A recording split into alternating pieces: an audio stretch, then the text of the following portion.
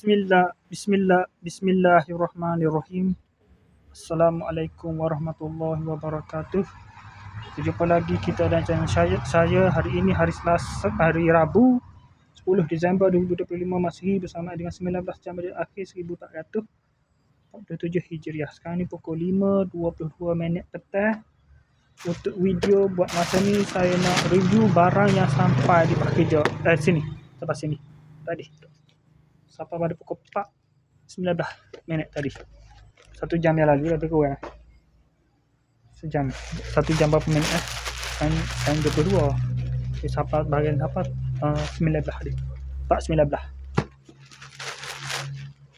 Sebelum asar tadi. Lepas maya Zuhur. Klik tadi pukul sampai sini dah pukul 4. Dari pukul 4 lebih kurang pukul 4. Terus mandi semaya Zuhur. Lepas tu lepas maya Zuhur bahagian asar. Asar 4.22. Jadi semaya pukul 4 berapa ni? 4.10 tadi. Maya asar 4.10. Kalau sampai 9 minit kemudian 4.19. Okey, dua bahagian ni. Bahagian pertama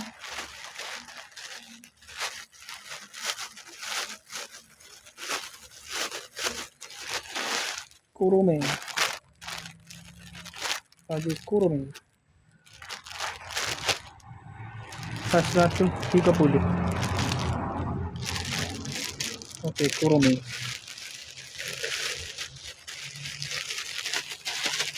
Yang kedua tak payah buka lah. Ya kemah wallet lah comel dah ni.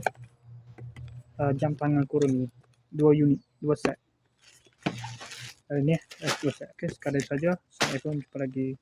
Bye.